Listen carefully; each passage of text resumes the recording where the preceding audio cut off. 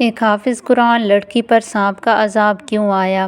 مرنے کے بعد قبر میں سانپ اسے کھانے لگے۔ کیا اس نے کسی کو مارا تھا؟ کیا اس نے کسی کا دل دکھایا تھا؟ آخر ایسا کیوں ہوا کہ روزانہ اسے سانپ کھاتے تھے اور اس کے گھر والوں کی آنکھوں کے سامنے یہ سب ہوتا تھا؟ گزارش ہے کہ ہماری مائیں بہنیں اس ویڈیو کو خاص طور پر ضرور دیکھیں، کیونکہ اگر وہ بھی اس طرح کا گناہ کرتی ہیں تو باز آ جائیں۔ اس حافظ قرآن عورت کا شوہر کہتا ہے کہ میں دبئی میں نوکری پر تھا۔ جب میری بیوی کا فون آیا کہ اماں مر گئی ہیں، میں بہت رویا، لیکن بیوی نے واپس آنے سے منع کر دیا۔ کہنے لگی اتنے پیسے لگا کر زیور بیچ کر گئے ہو، میں خود تدفین کروا دوں گی۔ اور پھر میری بیوی نے تدفین کروا دی۔ 2 سال بعد جب میں واپس پاکستان لوٹا تو میرا دل غم سے بوجھل تھا۔ گھر پر میری ماں نہیں تھی، میں اماں کی یاد میں دھاڑے مار مار کر رویا۔ یہ بنگلہ نما گھر میری بیوی نے بنوایا تھا۔ جیسے ہی رات ہوئی تو اچانک رات کو مجھے رونے کی آوازیں آنے لگیں۔ میں چونک کر اٹھ گیا۔ میں چلتے چلتے اس گھر کے تہخانے تک پہنچ گیا۔ یوں ہی دروازہ کھلا تو آگے کا منظر دیکھ کر میری چیخیں نکل گئیں، کیونکہ میری اماں مر گئی ہیں۔ اعجاز اماں کا انتقال ہو گیا ہے، یہ وہ الفاظ تھے جنہوں نے میرے قدموں تلے سے زمین نکال دی تھی۔ کتنے لمحے میں بایقینی کے عالم میں کھڑا رہا، پھر دوبارہ سے شازیہ کی آواز گونجی، اعجاز سن رہے ہو نا، اماں کا انتقال ہو گیا ہے۔ بڑی مشکل سے میں بولا، اماں کا انتقال کیسے ہو گیا شازیہ؟ 2 دن پہلے تو اماں سے میری بات ہوئی تھی، وہ بالکل ٹھیک تھیں۔ شازیہ بولی، بس رات کو اچانک سے ان کی سانسیں رک گئی تھیں، میں ہسپتال لے کر گئی، تب تک ان کی جان نکل گئی۔ میں تو خود بڑے صدمے سے گزر رہی ہوں، میری آنکھوں کے سامنے ہی اماں چلی گئیں اور میں کچھ نہ کر سکی۔ میں نے پڑوس والوں سے کہہ دیا ہے کہ اعجاز یہاں نہیں ہے، آپ ہی لوگ جلد سے جلد تدفین میں میری مدد کریں۔ یہ سن کر میں چیخ اٹھا اور کہا کہ میں واپس آ رہا ہوں، میرے بنا اماں کی تدفین نہ کرنا۔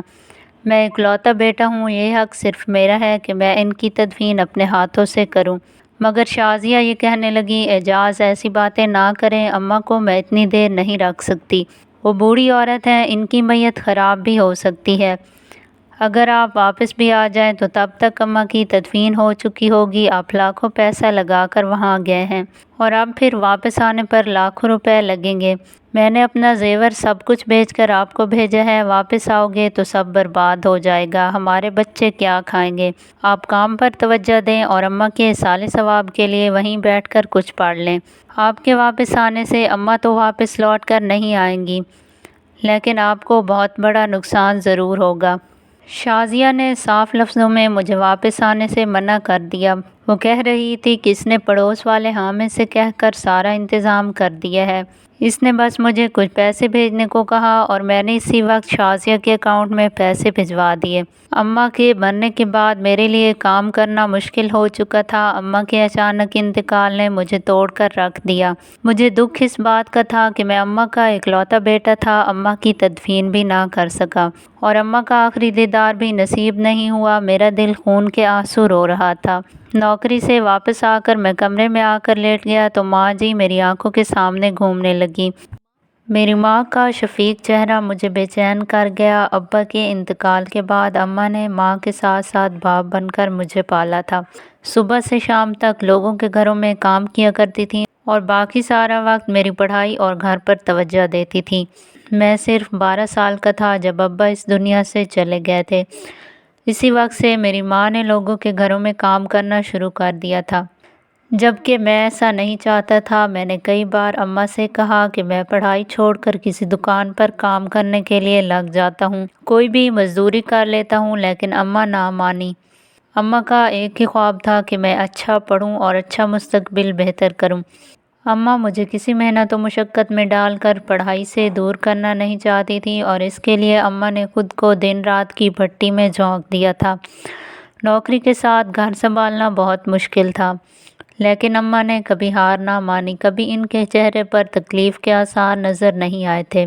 شدید بخار کی حالت میں وہ مسکراتے ہوئے مجھے اسکول بھیج کر خود کام پر چلی جاتی تھیں اور میرے سامنے کبھی اپنی تکلیف کا اظہار نہیں کیا تھا، لیکن اپنی ماں کی شکل دیکھ کر مجھے پتہ چل جاتا تھا کہ میری ماں بیمار ہے۔ میری اماں نے ایسے ہی دن رات محنت مزدوری کر کے مجھے کالج میں پہنچا دیا۔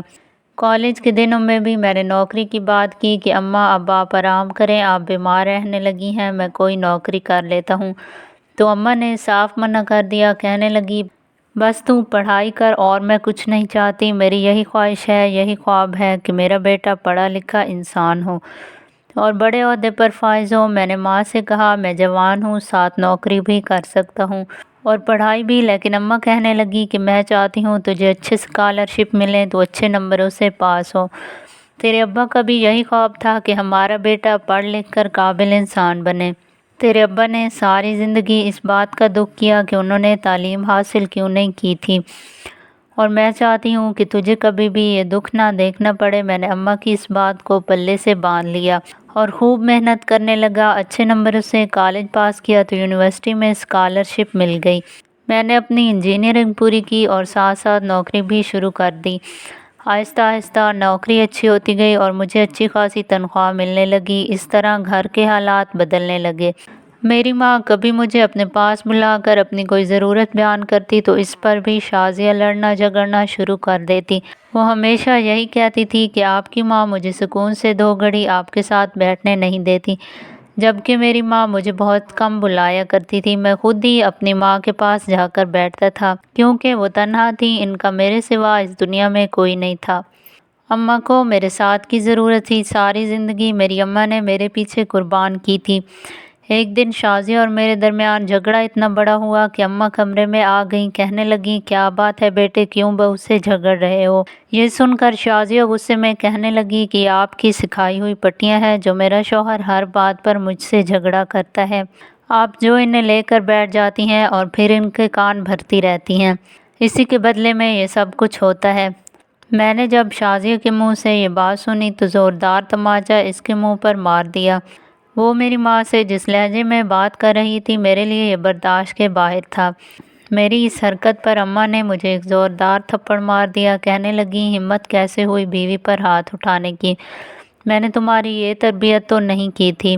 اماں سے میں نے پہلی بار تھپڑ کھایا، اس لیے میں اماں کی طرف دیکھنے لگا اور پھر گھر سے باہر نکل گیا۔ سارا دن سڑکوں پر گھومتا رہا، آنکھوں میں آنسو تھے اور دل غم سے بھرا ہوا تھا۔ میری بیوی نے میری ماں سے جو بدتمیزی کی تھی وہ لفظ میرے کانوں میں گونج رہے تھے۔ مجھے شازیہ پر اس قدر غصہ تھا کہ میرا گھر واپس جانے کو دل نہیں چاہ رہا تھا۔ آدھی رات کو واپس گھر لوٹا تو گھر میں داخل ہوتے ہی میری نظر اماں پر پڑی۔ اماں میرے انتظار میں جاگ رہی تھی۔ مجھے دیکھتے ہی اماں نے اپنے پاس بلایا اور کہنے لگی بہو ابھی نادان ہے، تمہیں سمجھداری سے کام لینا چاہیے، اس کا خیال رکھا کرو۔ اماں نے میرے سر پر ہاتھ پھیرا اور کہنے لگی جاؤ جا کر شازیہ سے معافی مانگ لو، اس نے چاہے جو بھی غلطی کی ہو لیکن تمہیں ہاتھ نہیں اٹھانا چاہیے تھا۔ میں نے اماں سے کہا کہ وہ آپ کے ساتھ بدتمیزی کر رہی تھی۔ اماں کہنے لگی کوئی بات نہیں، ابھی نئی نئی ہمارے گھر آئی ہے، کچھ دنوں بعد وہ خود ہی سنبھل جائے گی۔ اماں کے کہنے پر میں نے کمرے میں جا کر شازیہ سے معافی مانگ لی تو اس نے مجھے معاف کر دیا اور پھر اس دن کے بعد اس نے مجھ سے کوئی جھگڑا نہیں کیا بلکہ اس کا رویہ بالکل ٹھیک ہو گیا۔ میرا دل سکون سے بھر گیا۔ میں یہی تو چاہتا تھا کہ میری ماں اور بیوی ایک ہی گھر میں ایک ساتھ خوشی خوشی زندگی گزاریں۔ چنانچہ پھر اگلے مہینے مجھے پتہ چلا کہ شازیہ امید سے ہے تو میری خوشی کی انتہا نہ رہی، لیکن اس خبر کے ساتھ ساتھ شازیہ نے مجھ پر ایک نیا دباؤ ڈالنا شروع کر دیا۔ اس نے اصرار کرنا شروع کر دیا کہ اس ملک میں کچھ نہیں رکھا، تم پردیس میں نوکری کرو، پردیس کی نوکری کرو تو زیادہ پیسے کماؤ گے تو ہم اچھا گھر بنائیں گے، پھر تم واپس آ جانا، ہمارے بچوں کے مستقبل کا سوال ہے۔ شازیہ کی بات سن کر میں حیران ہوا کیونکہ نوکری تو میری یہاں بھی کافی اچھی تھی، مگر وہ بار بار یہی کہتی کہ اتنے پیسوں میں گزارا ناممکن ہے، ہمیں اچھا گھر بنانا چاہیے اور بچوں کے مستقبل کا سوچنا ہوگا۔ بڑھتی مہنگائی میں بچوں کی پڑھائی کیسے ہوگی؟ ابھی تو ہم 2 لوگ ہیں لیکن آگے ہماری فیملی بڑھے گی تو گھر کے خرچے بڑھ جائیں گے۔ میں پردیس کی زندگی نہیں گزارنا چاہتا تھا، لیکن پھر ایک دن وہ روتے ہوئے کہنے لگی آپ مجھے سکون کی زندگی دینا ہی نہیں چاہتے، ورنہ میرے کہنے پر پردیس چلے جاتے۔ میرے لیے بھی آپ کے بنا رہنا مشکل ہے، لیکن یہ ہمارے مستقبل کا سوال ہے۔ اس کے آنسو دیکھ کر میں پگھل گیا تھا۔ میں نے اماں سے بات کی تو اماں کے چہرے کا رنگ پیلا پڑ گیا۔ انہوں نے میرا ہاتھ پکڑ کر کہا، میرے بڑھاپے کے دن ہیں، کب آنکھ بند ہو جائے کچھ پتہ نہیں۔ میں چاہتی ہوں کہ تم میرے ساتھ ہی رہو۔ یہ بات شازیہ کے کانوں میں پڑ گئی۔ وہ اماں سے کہنے لگی، آپ کیوں اپنے بیٹے کے مستقبل میں رکاوٹ بن رہی ہیں؟ آپ نے کیا اسی لیے ساری زندگی اپنے بیٹے کو پڑھایا لکھایا تھا کہ ترقی کرنے کے وقت آپ اپنی قربانیاں یاد دلائیں، اسے اپنی گود میں بٹھا لیں؟ شازیہ کی اس بدتمیزی پر میں نے اسے غور سے دیکھا۔ اماں بولی، اگر تمہارا مستقبل پردیس میں ہے تو تم چلے جاؤ، اور پھر اماں نے مجھے دوبارہ نہ روکا۔ میری شازیہ سے اس بات پر بھی بحث ہوئی، لیکن وہ خاموش بیٹھی رہی۔ اس نے آگے سے کوئی جواب نہیں دیا اور میں اپنا ویزا پاسپورٹ بنوانے لگا۔ 2 مہینے بعد پردیس کے لیے روانہ ہو گیا۔ میری دبئی میں نوکری واقعی بہت اچھی تھی، تنخواہ بھی پاکستان سے ڈبل تھی، لیکن اماں اور شازیہ کے بنا رہنا مشکل تھا۔ میں تو ان بچوں میں سے تھا جو ماں کے ہاتھ کی سوکھی روٹی کھا کر بھی خوش ہو جاتے تھے۔ میں جب بھی گھر فون کرتا تو اماں سے ضرور اس بات کا ذکر کرتا کہ مجھے ان کے ہاتھ کے کھانے بہت یاد آتے ہیں۔ اماں بھی مجھے بہت یاد کرتی۔ جب بھی میں فون کرتا تو وہ رونے لگ جاتی تھیں۔ پھر دھیرے دھیرے ایسا ہونے لگا کہ میری اماں سے بات کم ہونے لگی۔